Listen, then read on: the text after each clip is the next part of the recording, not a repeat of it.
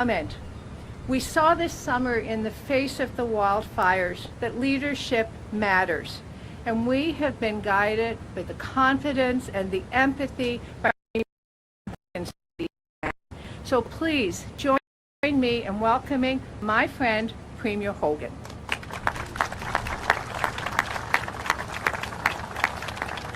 Thank you, and good afternoon, everyone, and thank you to Joanne for that warm welcome, and thank you, Prime Minister Carney, for being here in St. John's, Newfoundland and Labrador today. I can say very confidently that Newfoundlanders and Labradorians and Canadians are very supportive of this country. I know what Newfoundlanders and Labradorians want now. They want calm, steady, sure leadership to deal with the issues that are facing us as a country and as a province. And Prime Minister, having gotten to know you over the last 4 months, I know that you certainly offer that leadership, whether it's issues with trade and tariffs forced upon us by our Americans. I know that Prime Minister Carney is the right person to come to a good deal, negotiate that deal, not at all costs, but a right deal for Canadians and for Newfoundlanders and Labradorians. And he will deliver that deal, and not a moment sooner. He will deliver that when the deal is right. And I have full faith in our Prime Minister to do that. And then I think about what the Prime Minister means for Newfoundland and Labrador. And I think we all share his vision that nation-building projects, getting people to work, building and rebuilding this country from coast to coast to coast is where we need to be as a country. And I'm happy to be there as a Premier, side by side with the Prime Minister, as we look at those projects. And as I said to him over the past few months, getting to know him, meetings one-on-one, that nowhere in the country has projects to offer like we have to offer here at Newfoundland and Labrador.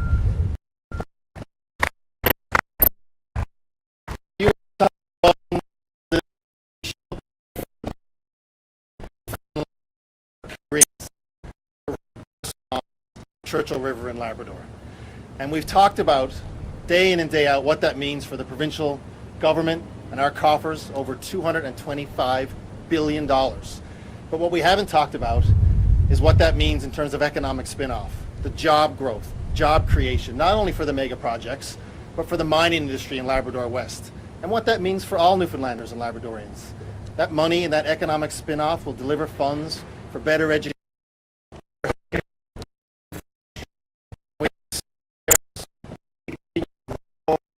for Newfoundland and Labrador.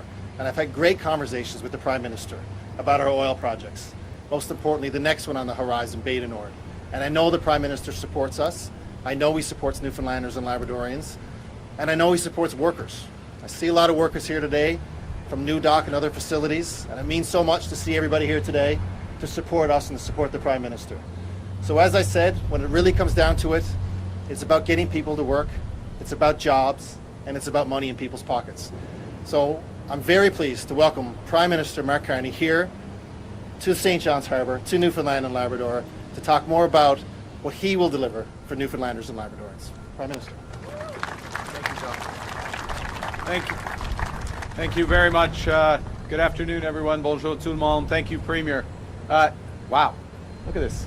I came from Ottawa this morning. In Ottawa, there's the first hint of fall in the air. The leaves are starting to turn. Look, I should stay here. The summer, it's still the height of summer here in St. John's. You know, but this time of year, it's a chance to look back on the summer in the last few months. And you know, if there's a theme that shines through for this summer in Newfoundland and Labrador and across Canada, it's that we're stronger together. You know, you brought Canadians from across this country to the Rock for a highly successful Canada Summer Games. And I'm not just saying that because I still have my allegiance from where I was born. But you think of all the great performances, including, you know, on team level, at individual level, Gavin Baggs, 4 gold medals, or 4 medals in para sports for Newfoundland and Labrador. Yeah. So, you did us proud. You did us proud in your hospitality, but we recognize that you were doing that at a very challenging time, in a challenging summer with a fire season, terrible fire season that destroyed property, displaced thousands and thousands of Newfoundlanders. And Premier Hogan, your leadership Your leadership alongside the tireless efforts of the first responders, the Canadian Armed Forces, and Minister of the Canadian Coast Guard were invaluable in keeping people safe. I also noted over the summer the progress we've made breaking down internal trade barriers in Canada to help drive economic growth. And the federal government made good on its promise on Canada Day to eliminate all federal barriers within Canada to that trade. And the Premier has been working hard and leading with his provincial counterparts to ensure that in these challenging times we are stronger together. And that brings me here. And it's great to be back in St. John's. I'd like to thank my colleagues, Minister Thompson, Joanne Thompson, our MPs who are here, Philip Earle, Tom Osborne, Paul Connors. And, you know, I'm back, last time the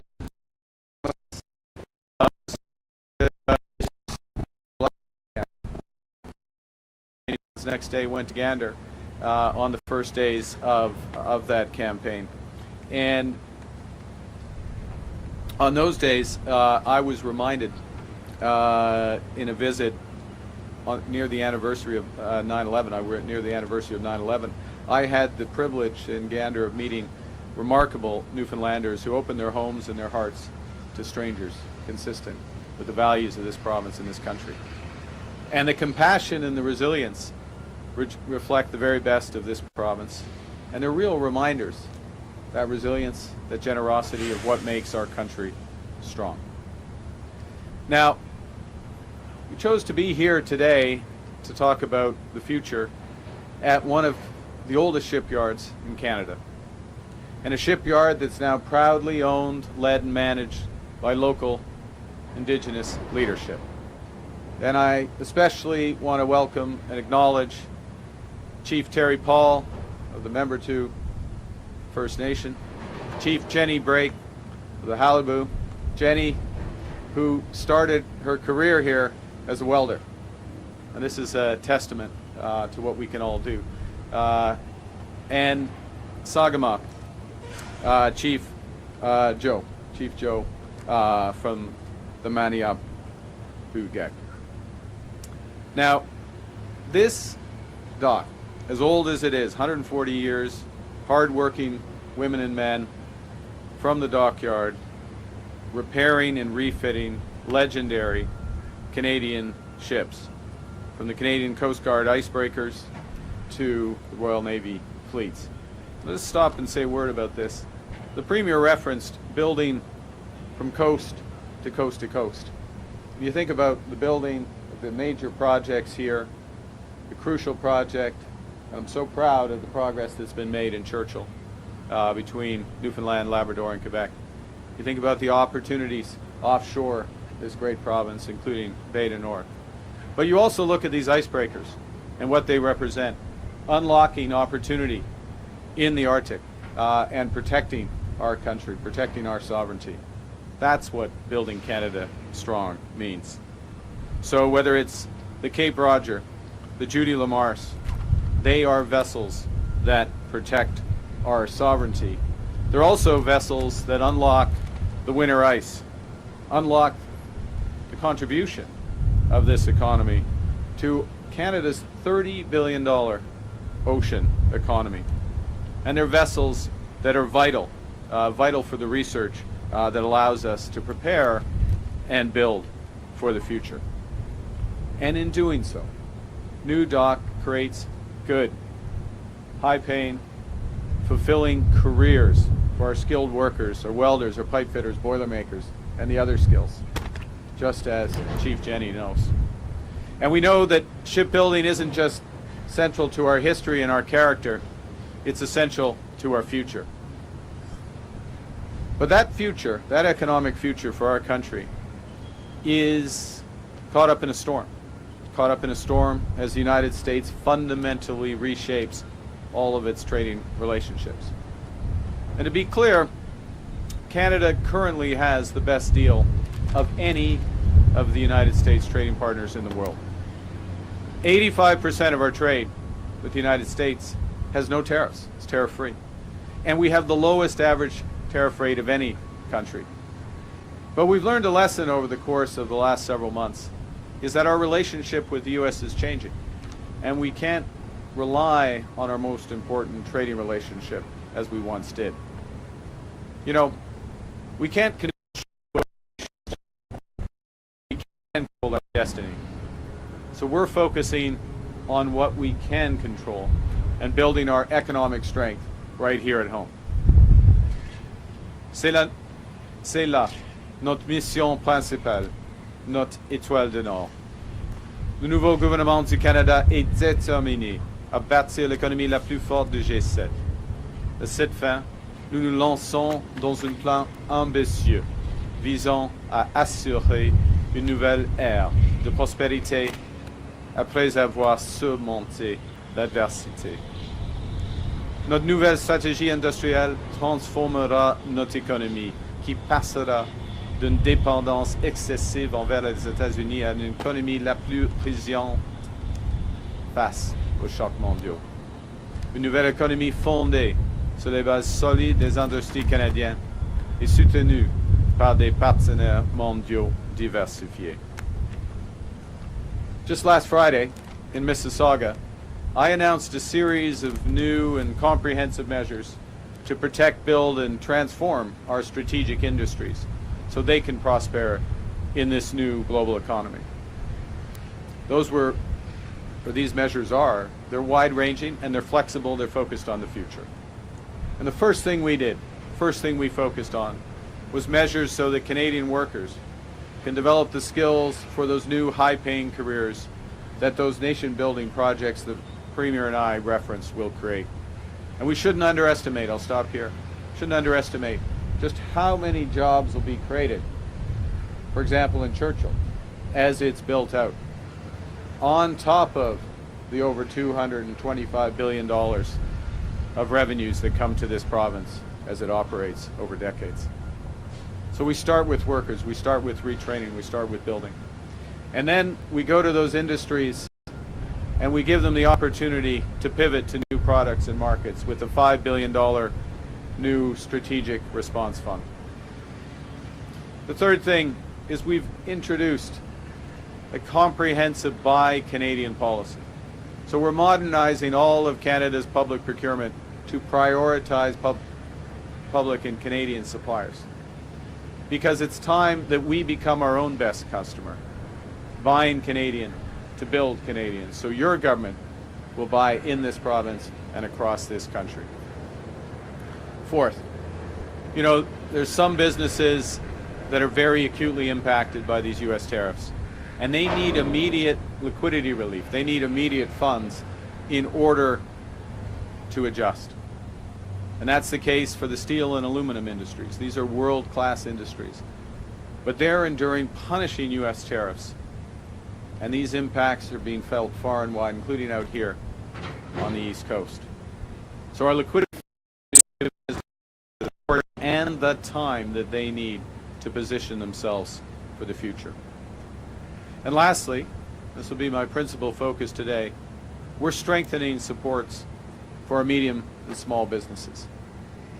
In March, we announced the Regional Tariff Response Initiative, $450 million across the country to support SMEs directly or indirectly impacted by those U.S. tariffs. And the idea is so these companies can step up and diversify their products, diversify their markets, adopt new technologies, become more competitive. And last week, I announced that we'd increase the funding for this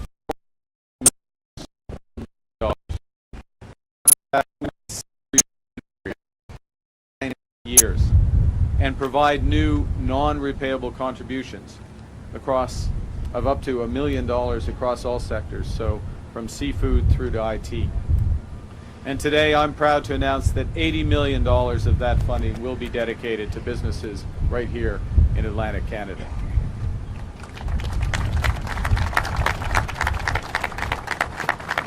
Thank you. And this money will flow fund small and medium-sized businesses across the region, help them not just to invest, not just to endure, but to thrive. It'll be important for that ocean economy. More than half of that $30 billion ocean economy is right here in Atlantic Canada. In all, this region's a giant in fishing, manufacturing, forestry, IT, energy, shipbuilding. And its overseas trade corridor sitting here in St. John's Harbor connect Canada with the rest of the world. Si nous voulons bâtir l'économie la plus dynamique du G7, et nous le ferons, nous devons tout mettre en œuvre pour permettre à la région et à nos industries les plus prometteuses de prospérer. Now, the $80 million under that regional tariff response initiative that goes to Atlantic Canada will help, as I said, SMEs to expand into new markets. For example, developing innovative packaging and product formats. Think in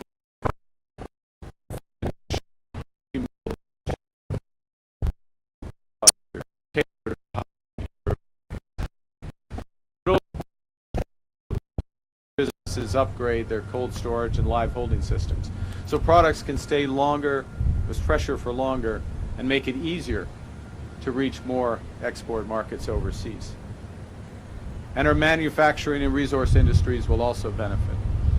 Par exemple, les producteurs d'acier peuvent moderniser les usines de fabrication pour la construction et la construction navale. Et les scieries de bois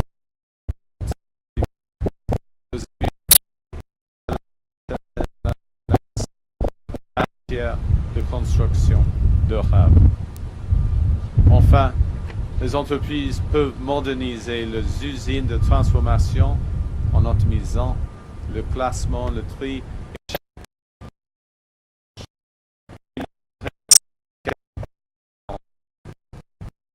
So equipping Atlantic Canadian businesses with the tools they need to respond to new challenges, to innovate, to modernize, to expand operations and customer bases, to take full advantage of new opportunities.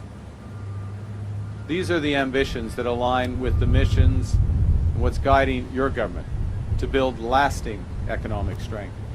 It's what Premier Hogan's government is focused on.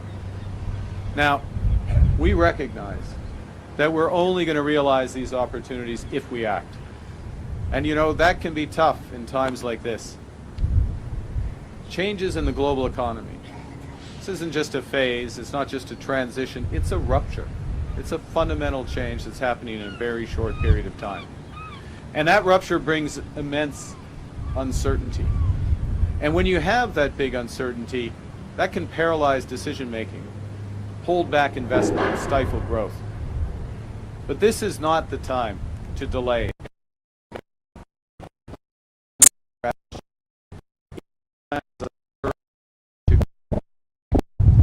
The products we buy in Canada,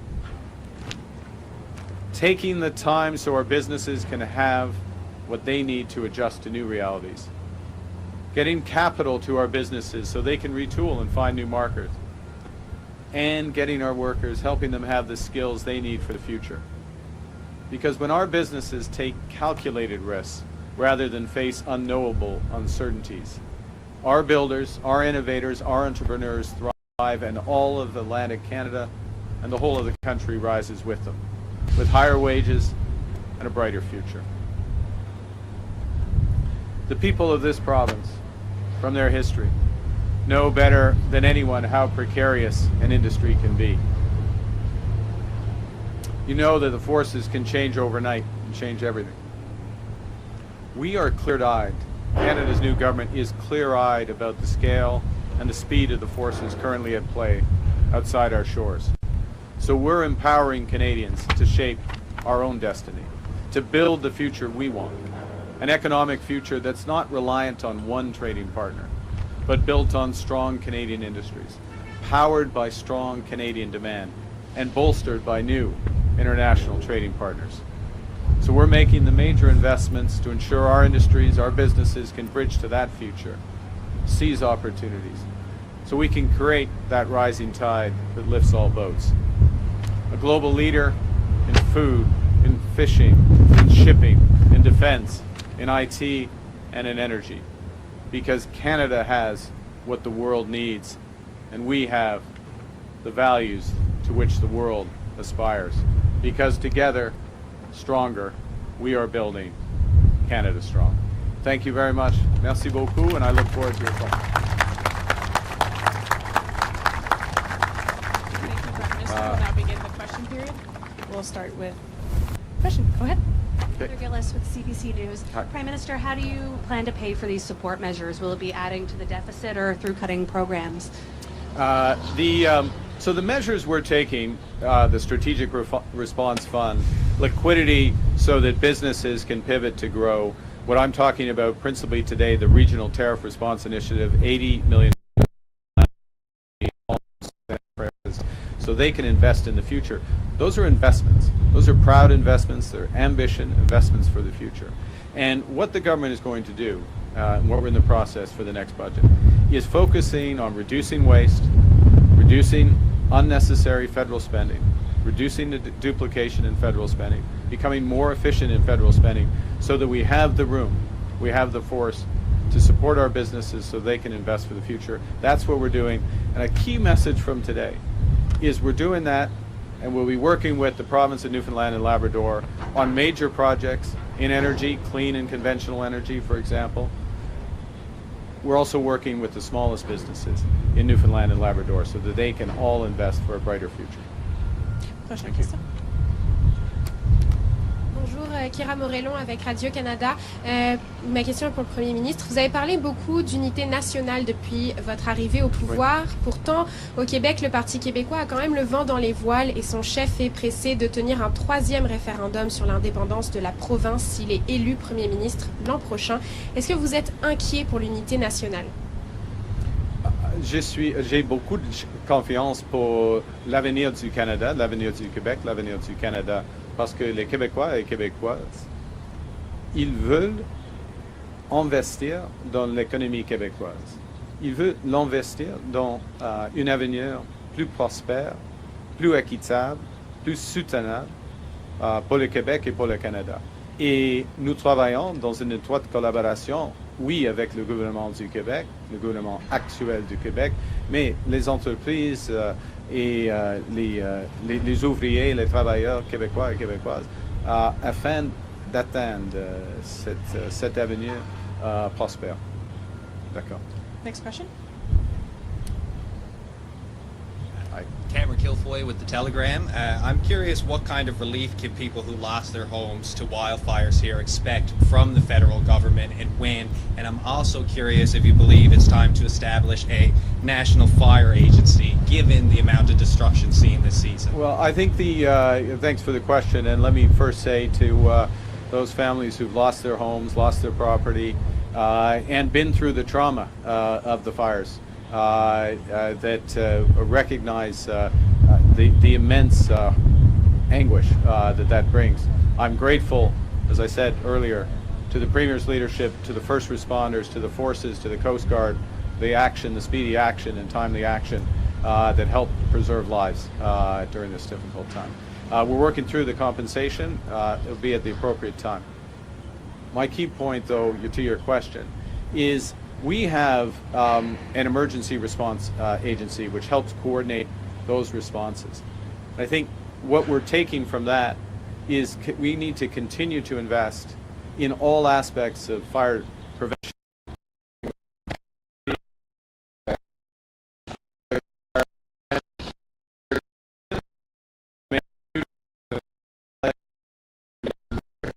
Our capacity to move quickly in any part of this country in order to limit the damage from the wildfires. That will, and that's everything from those first responders, our firefighters, to our water bomber capacity, and you'll be hearing more about all those aspects in the coming weeks. Thank you. Next question. Hello, Bailey Howard, NTV. We've heard a lot of talk about Churchill Falls and Gull Island being on the national projects list. What sort of responsibility does that mean Canada has in these projects? And if they were to go south, what sort of repercussions would there be then for the federal government as well? Well, I think the first thing to say is that both of those projects and a longer list of opportunities, enormous opportunities, obviously, in Newfoundland and Labrador, and I think enormous enthusiasm and energy in order to help realize those. So I think of them not going south, I think of them going north, in this case, to use the analogy, going forward and building. And part of where the federal government comes in, and it depends on the project. There's different ways that we have a role. And by the way, sometimes the answer to our role is just get out of the way. The project's going to move forward, the province has it in hand, and the federal government steps back and focuses on other things. But in a variety of cases, it will be working on making sure the appropriate environmental assessments are done, other regulatory concerns, and as much as possible done in cooperation with the province. We're making that even more efficient. So that's one aspect. There's other aspects where a project will have, particularly something on clean energy, for example, will have tremendous ancillary benefits for the economy. In other words, it sets us up, sets Newfoundland and Labrador, but Canada as well, up for the future in terms of decades. And in those cases, sometimes through the tax system, other aspects, we can provide incentives to move those projects forward as well. Third area is in training. Now, first and provinces to make sure people are getting the skills so that these major investments are benefiting people like the workers surrounding us, their families, their friends, their neighbors, because the scale of ambition in this province and in this country isn't just, and not that your question implied this, one project, but a series of projects, a series of major investments. So we're really sending the message that this is 30 years of work. These are good, high-paying careers, and the federal government can help make sure that workers have the opportunity to get the skills. So, like Jenny, sorry, Chief Jenny, I don't want to keep singling you out, but you get the welder's ticket, you get the boilermaker's ticket, you get the IT skills in other examples, so that you can fully take.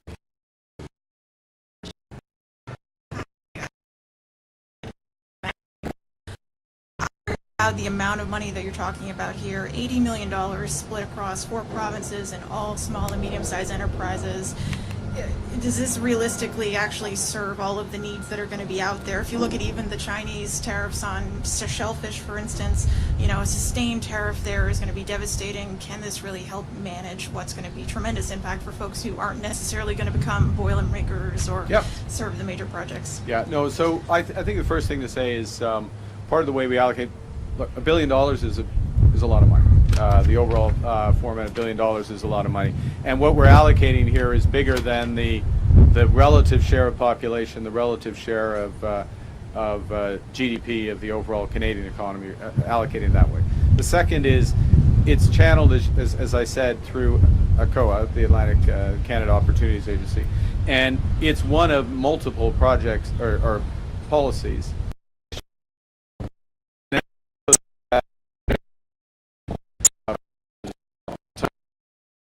Liquidity facilities that are available as well. So there's lots of ways to help businesses get time to develop the plan and make the pivot. I'll make another point though. I just want to reinforce something the Premier was saying, because I think it's so important. There is a connection between these big projects and a small business. These big projects, even in the early days of the development of the engineering for these projects, the early work in steel and fabrication industry and other, they create tremendous amount of activity as well. And since we're focused, and this is a key element of our strategy that we announced last Friday, since the federal government's very focused of, if we're putting Canadian taxpayer dollars at work into moving these big projects forward, and in other areas, we expect Buy Canadian. We expect to buy Canadian steel. We expect to use Canadian IT professionals, Canadian so really add up, and we're going to have to look at the whole, and we're going to add to this as necessary going forward. En français, tout cela, ça prend du temps. Alors, en ce qui concerne le montant est plus grand que la proportion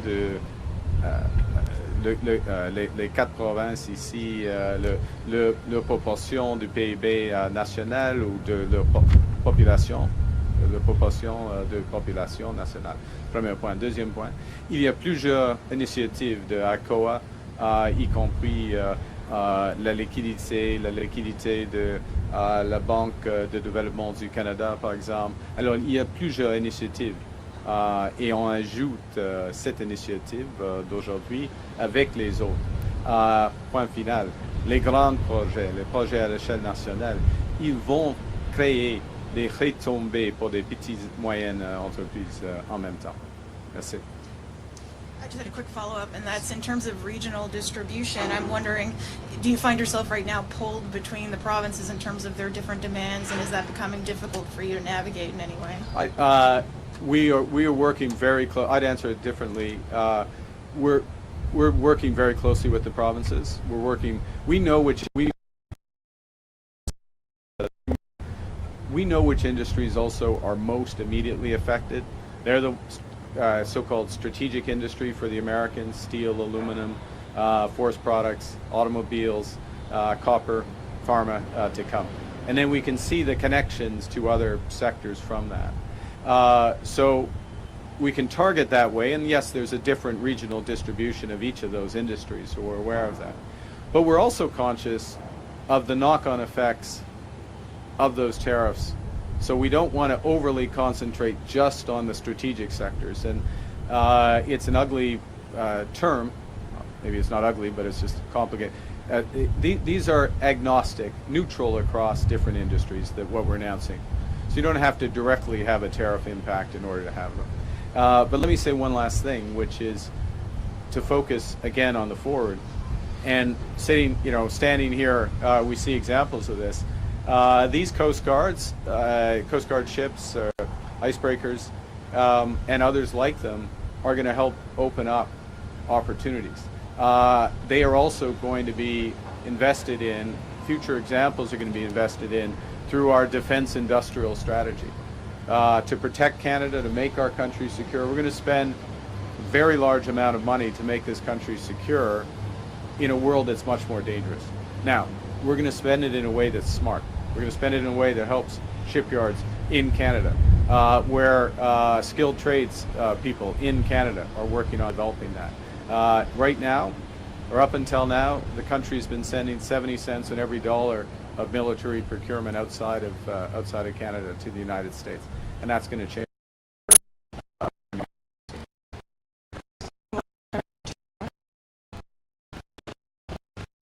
Hi there, my name is Sarah Smelly. I'm with the Canadian Press. How is the federal government planning to change its climate change policies and targets for 2030 and 2035? Well, the focus, as we stressed on Friday, and we will be going in more detail in the coming weeks, our focus in this very rapidly changing global economy is on what we call climate competitiveness. So we see becoming low carbon in any industry as being a key driver of competitiveness. So let's take conventional oil and gas, offshore, and for example, offshore oil and gas, Bay du Nord as an example. That's one of the lowest carbon new oil fields, depending on how you develop it, but that's the intention, one of the lowest carbon conventional oil and gas opportunities, conventional energy, but oil and gas opportunities that this country has. So we look at that as a way of being competitive in conventional energy. At the same time, we look at the immense opportunity in hydro, again with Churchill. That doesn't just unlock $225 billion, and you know your numbers, Premier, $225 billion for Newfoundland and Labrador. It creates enormous clean power that's going to be one of the key factors for manufacturing going forward, for artificial intelligence, data centers going forward.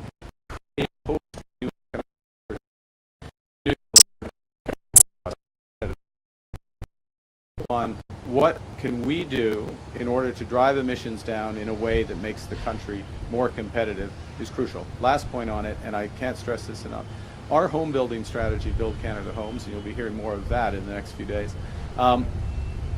that's not just about doubling the number of homes we're building in this country.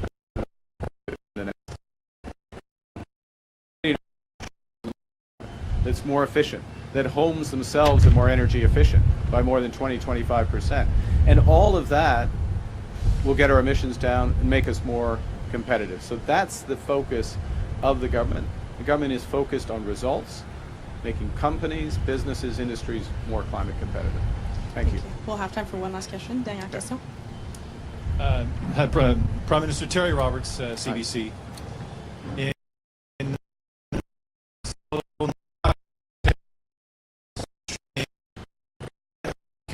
Was the passing of Ken Dryden.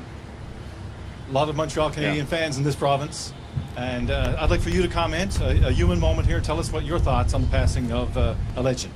Well, you know, the first thing, I mean, it was tough. You know, sometimes people who you don't know, and look, I met Ken Dryden very briefly once, so I felt I know Ken Dryden from his public accomplishments. I know Ken Dryden from reading the game.